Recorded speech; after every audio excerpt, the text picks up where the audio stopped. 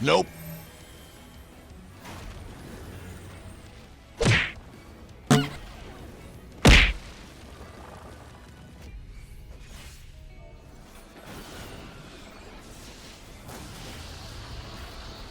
Here we go again. Welcome back to the Mentor Roulette grind. This time I went in thinking, okay, I will play whatever the adventure in need for Mentor is for the entire session.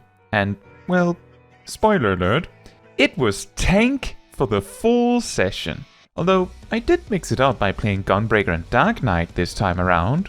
For this session we did not have that much variety overall, but did have variety in contrast to what I've been getting the past weeks.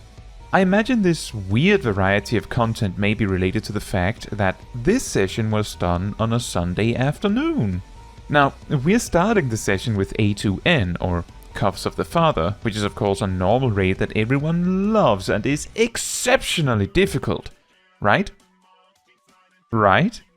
I actually almost die from this trick where you skip past a pack of enemies just due to surprise damage. But beyond this, the duty went just fine. I felt like packs took weirdly long, but it did go just fine. We even had someone dealing with the Endwalker thing and moving bombs around and stuff. For duty 2, we went to Crown of the Immaculate, and I'm actually genuinely shocked we somehow did not wipe even once in this group. To put it bluntly, every single mechanic that could be failed was failed or done poorly. From at least a fourth of the raid failing the glare mechanic here, both times, I actually didn't remember he even would do it twice. The first phase also took so long that even War3 himself stood there for a bit being confused why he wasn't phasing yet.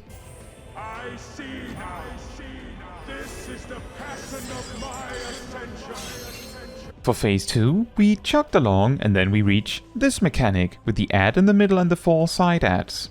Nearly every single group I get for this duty gets this mechanic wrong, so let me explain how it goes. The lady in the center is sucking up one of these ads, very obviously with a big blue beam.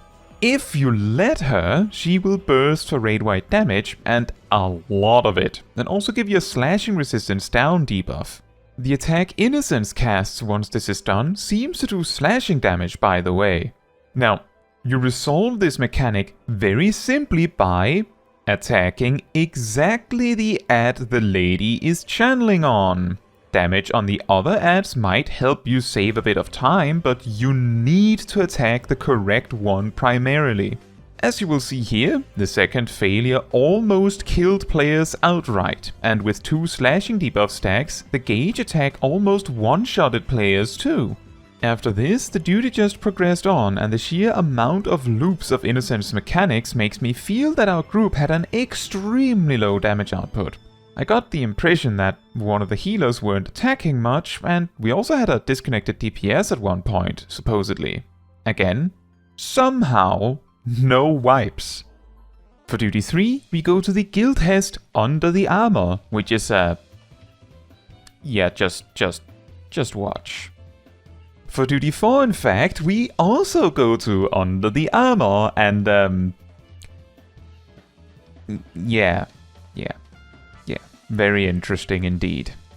Now, for duty 5, we go to more Guildhest, but this one actually has stuff happen. Solemn Trinity, the grand finale of Guildhests, which is an 8-man.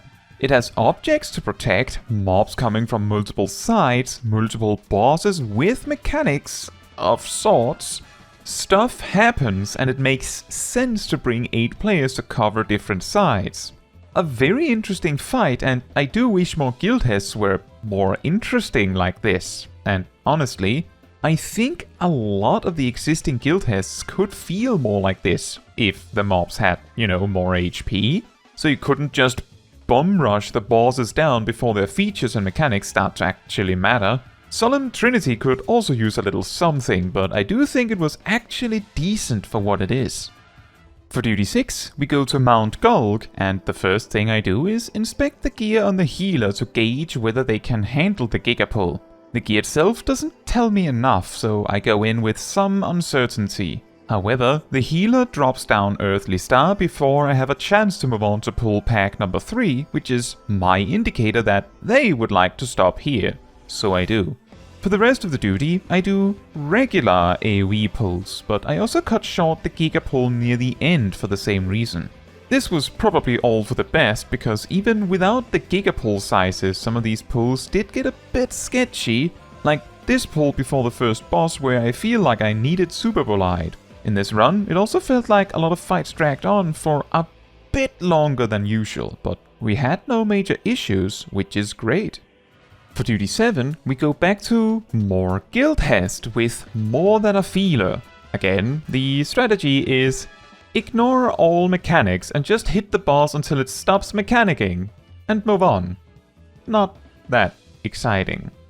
For Duty 8, we go to Alzadaal's Legacy, which is certainly a duty with a bunch of weird and unusual mechanics. It seemed like the healer was a first-timer, possibly. However, I want to highlight that they played exceptionally well. They used Chain Stratagem on big mobs and packs, which is optimal but rare to see. They used Expedient between packs, which is something often forgotten, and just in general I felt the run went faster just for their presence. Naturally, the rest of the group also did very well, so we had no major issues with any pulls throughout. In fact, at multiple times in the duty, we had proper, 2-minute burst alignment for buffs, which is very rare to see outside of premates, I feel. Just to add a bit more to this first-timer scholar's performance, on the first boss, they did get hit by the tentacle dig mechanic, but I mean, even players that know how to handle that get hit by that sometimes. On the second boss, not even the part where everyone suddenly gets spread markers tripped up this scholar. And on the final boss, they also got the spinning mechanic right. I will say, there is of course the possibility that they just decided to watch the cutscenes and not skip, and weren't actually a first-timer, but I feel like this is rare, and I mean, they still played exceptionally well, first-timer or not. For Duty 9, we go to Hero's Gauntlet, a duty with some quite confusing and difficult mechanics. It seemed all 3 players in my group were first-timers and were not having a great time with all these complex mechanics. Broadly speaking, almost every single mechanic with a failure condition of any kind was failed by someone or everyone. This duty did take over 30 minutes, so how about we talk about each boss for a bit. The first boss has one particularly unique mechanic beyond the chicken knife line AoEs, which can be confusing. It comes in 2 variants, with one of them being a circle AoE and the other being a line AoE. For the circle, the size of the AoE is centered on the boss, and the 2 arrows, one the first time, indicate where the AoE will actually strike, which can be difficult if you can't tell for sure how big that will be at the destination. The easiest solution is to simply move as far away from the arrows as possible if you're not sure. The line version instead simply indicates whether the lines will be vertical or horizontal in relation to the minimap. This is relevant mainly because a line takes up a third of the arena, so you need to know exactly which third is safe to be in. The good news are that one of these attacks will not kill you, not even with a Vuln stack. The second boss also has 2 specific variants of one mechanic that can be troublesome. The running zombies and the crawling zombies. She can also apply Doom, which is removed with Ishuna, which may be important if things go wrong. For the running zombies, you can effectively ignore them until they drop dead. The moment they drop dead, you move to a safe spot away from them, which means stacking them up in a pile would be optimal, but as long as you move to a safe spot, that's what matters. For the crawling zombies instead, they will chase you for a bit, but eventually will just zip to your location and lock you down.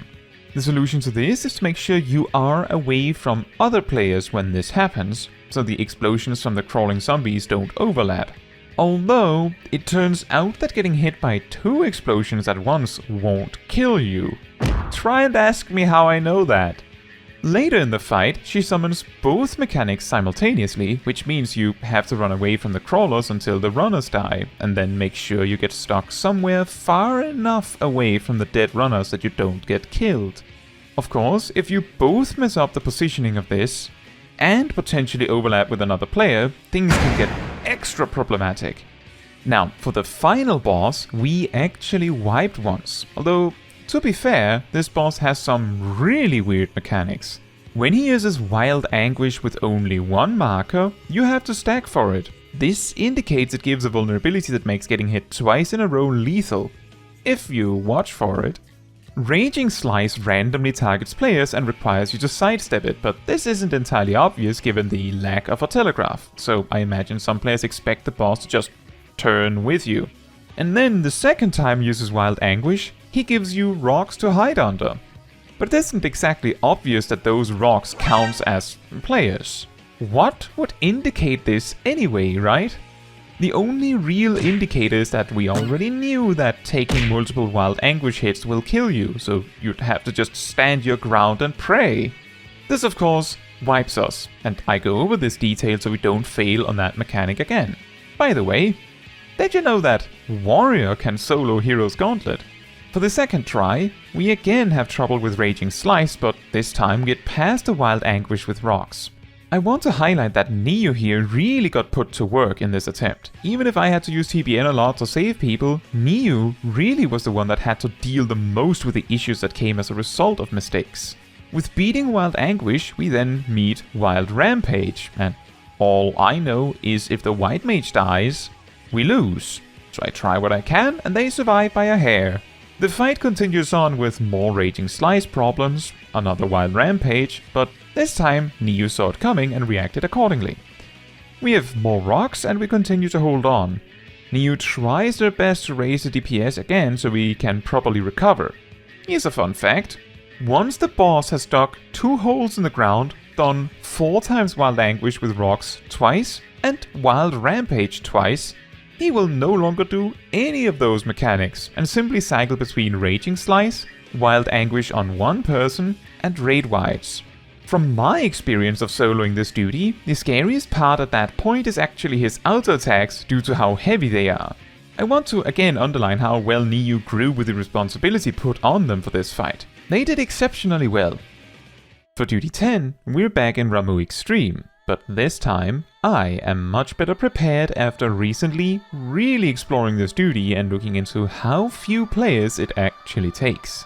In this group, we wipe 3 times. The first time, we have a sudden pull so we don't properly talk over mechanics before it starts, causing us to wipe to just misunderstandings. For the second wipe, we fail the DPS check on the ad phase, which, by the way, is just about 2 minutes. The increased sentence action from the ads increase the damage of Judgment Bolt by a bit in case you make the check.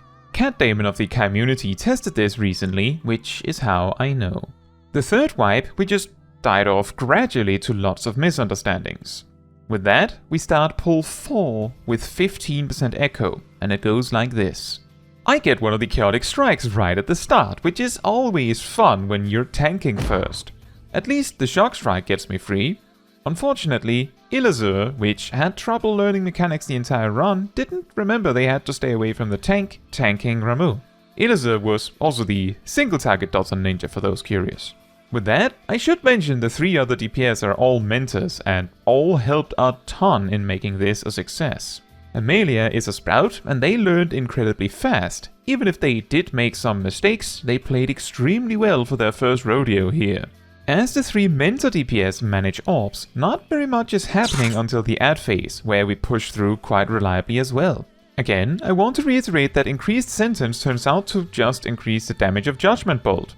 Our estimates is that if you let all the ads party it out with increased sentences, they can double the damage of Judgment Bolt. But it does something in the ballpark of 1000 damage normally, so... Overall, as long as the ads are dealt with, it doesn't matter whether you do it one by one or all at once, is what I'm getting at.